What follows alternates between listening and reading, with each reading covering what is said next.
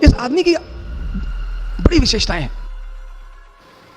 इस उम्र में अगर ये आदमी को यह समझ में आता है कि मुझे क्या करना है, आप इस आदमी के सोच देखिए, सोच।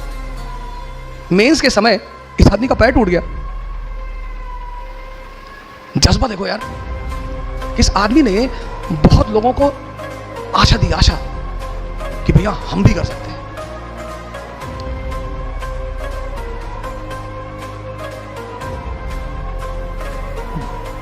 जय हिंद फ्रेंड्स।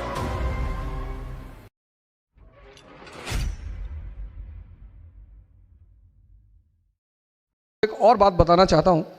मैं आज जब कल पूना पहुंचा तो मेरे दो स्टूडेंट हैं महाराष्ट्र कैडर में। एक वरुण, उसका भी इन्हीं के बैच में सिलेक्शन हुआ। तो उसने मुझसे कहा सर आपने मुझे नहीं बुलाया। एक आईएएस है, उन्होंने कहा कि सर ये तो बेईमानी है सर। और दोनों लोग आए हैं पर यहाँ नहीं आए, भाई ऑफिसर हैं तो प्रोटोकॉल नहीं आ सकते। तो बोले आपने सैफिन को ही क्यों बुलाया? बुलाने के लिए तो खैर पूरी दुनिया पड़ी होती है, लेकिन इस आदमी की बड़ी विशेषताएं हैं। पहली, 22 साल। इस उम्र में अगर ये आदमी को यह समझ में आता है कि मुझे क्या करना है, ब्लेसिंग। दूसरी विशेषता, अकबर है ये। अभी मैंने बाहर नेपोलियन कह दिया था, फिर मैंने अमेंड किया अपने आप को कि नहीं नहीं अकबर है। हमेशा जीता। नेपोलियन तो बाद में हारा, नाम उसने भी बहुत कमाया। तो मैंने इनको अभी सुबह कहा कि तुम नेपोलियन हो, फिर मैंने कहा नहीं नहीं अकबर। आप इस आदमी के सोच देखिए, सोच। मैं तो इतना भी नहीं बोलना चाहता था, मैं चाहता था यही आपसे बोले। दूसरी बात, मेंस के समय इस आदमी का पैर टूट गया। जज्बा देखो यार। मेरा ऐसा नहीं कि मैं कोई आईएएस बन गया तो मैं उसका ना जाओ, पर इस आदमी से मेरा एक विशेष कुछ है। लोग ऐसा नहीं, सिर्फ इन्हीं से, ऐसे मेरे कुछ स्टूडेंट हैं जिनसे मेरा एक बड़ा विशेष लगाव है। उसके पीछे ये नहीं कि आईएएस बन गए, मैं इनसे कल बोलूंगा मेरा काम कर दो, मैं कभी नहीं बोलूंगा, मालिक ना करे मुझे कभी इनसे कहना पड़े।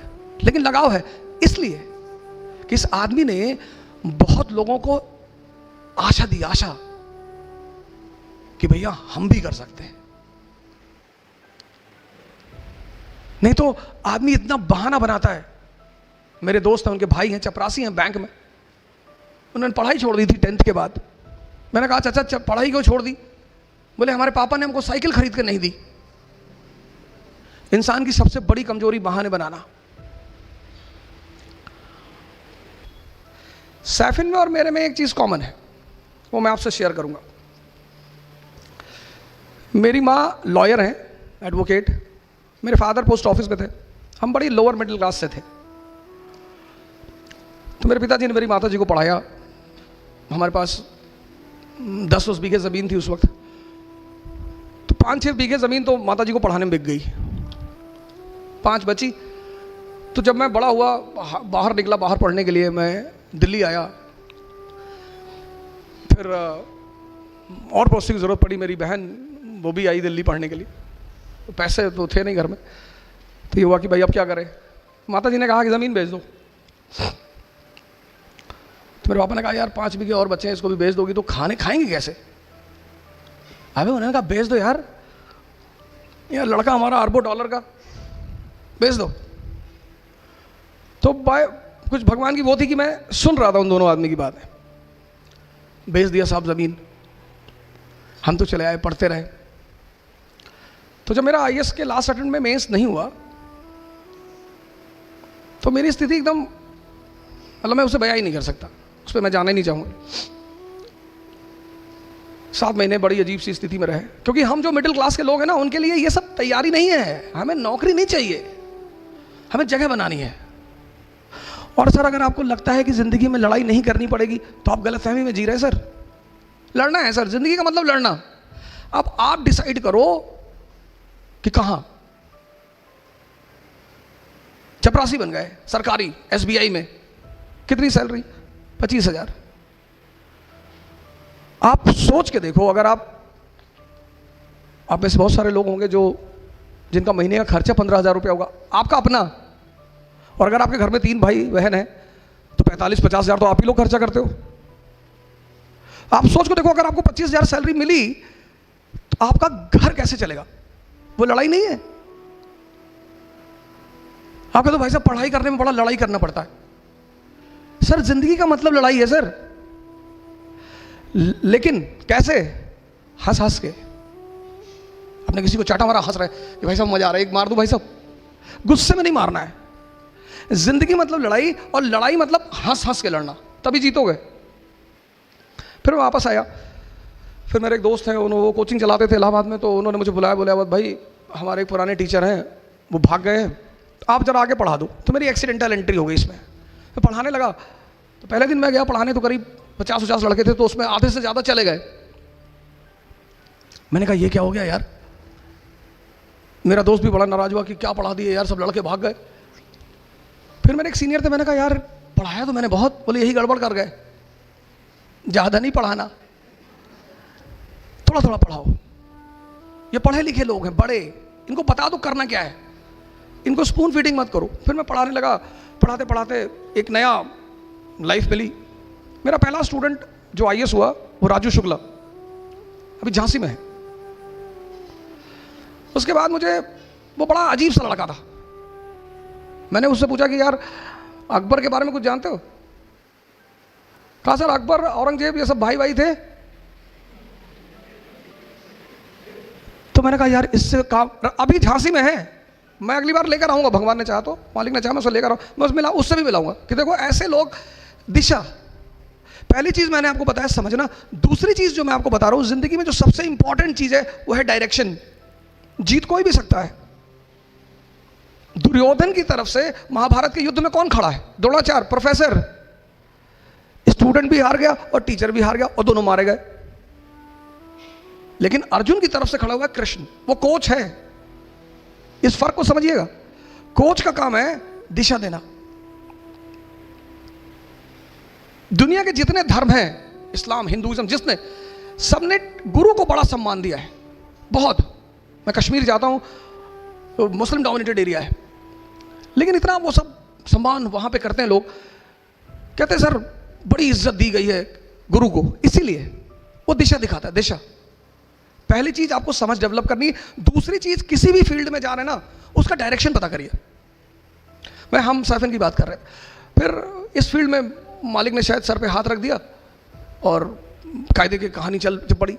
फिर मैंने कई सारी कोचिंग पढ़ा है। मैं बाद में वाजीराम में आ गया। वाजीराम में 20-20 हज़ार लड़के, और हमारा बॉस बड़ा अच्छा है। वो हमें लिफाफे में पैसा नहीं देता, बोरे में देता है।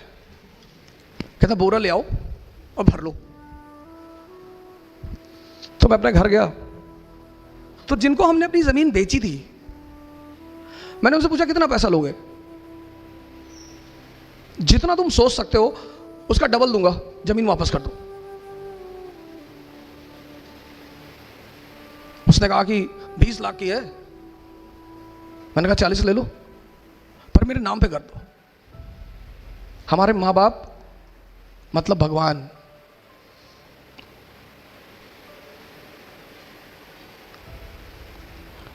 भगवान। सैफिन आए, अम्मी इनकी नहीं आई किसी कारण से, मैंने बुलवाया ज़बरदस्ती, क्योंकि जब मैं पहली बार इनकी वीडियो देखा तो मुझे लगा यार मेरी माँ है ये। ऐसे उन्होंने भी स्ट्रगल किया, और आज उसने मतलब ऐसे मुकाम पे बिठा दिया कि आपका जो सबसे बड़ा जिम्मेदारी है दुनिया, और कोई जिम्मेदारी है ही नहीं, बाकी अपने आप चलेगी। वह जिम्मेदारी ये है कि आपके माँ बाप आप पर फक्र करें। ये बात अपनी जिंदगी में रखिए। फक्र किसी भी बात पर, किसी बात पर, कि मेरे बेटे ने हिंदुस्तान पे कब्जा कर लिया। समझिए, दिशा देखिए, दिशा। मेरे दोस्त हैं दानिश फिरोज शमसी, कहते हैं मैं नमाज कभी छोड़ता नहीं, मालिक मेरी सुनता नहीं। तू नमाज कभी पढ़ता नहीं, तेरी इतनी सुनता है, मुझे कहते हो। मैंने कहा पता क्यों सुनता है? क्योंकि अगर मैं एक ब्रेड भी खाता हूं ना सड़क पे खड़े होके, तो मैं उसको शुक्रिया कहता हूं कि तेरी मर्जी से खा रहा हूं। मालिक की सबसे बड़ी चीज क्या है? शुक्रिया। आईसीयू में जाके देखो, आईसीयू जाना, आईसीयू, कभी आईसीयू जाओ हॉस्पिटल के, वहां लोगों को देखो जो 25-25, 30-30 दिन से लेटे हैं, गाजर का पानी पी रहे हैं। तो जब बिरयानी खाओ तो आईसीयू को याद कर लो, शुक्रिया के भाव पैदा हो जाएंगे, और जैसे ही पैदा होंगे रिजल्ट मिलना शुरू हो जाएगा। दिशा, नमाज पढ़ो, पूजा करो, तैयारी करो, कुछ भी करो, दिशा, अगर दिशा सही नहीं है ना सर, आपको कहीं रिजल्ट नहीं मिलेगा। मालिक ने इतनी बड़ी कायनात बना रखी है, आपके सजदे का थोड़ी भूखा है वो, पर उसे लगता है कि आपको भी, जैसे आप किसी के लिए कुछ करते हो तो आप एक्सपेक्ट करते हो कि ये मुझे कुछ थैंक यू बोलेगा, गिफ्ट देगा। जैसे आप करते हो ऐसे वो भी शायद करता होगा, और आपको कुछ देना ही नहीं, शुक्रिया। यही इसीलिए वो मालिक है, हमें कुछ देना ही नहीं। ऐसा कहकर हम अपने आप को बचाते भी है, ये भी एक फायदा है हमारा कि हमें कुछ देना ही नहीं, देना तो घर पड़ता ही है। समझ और दिशा,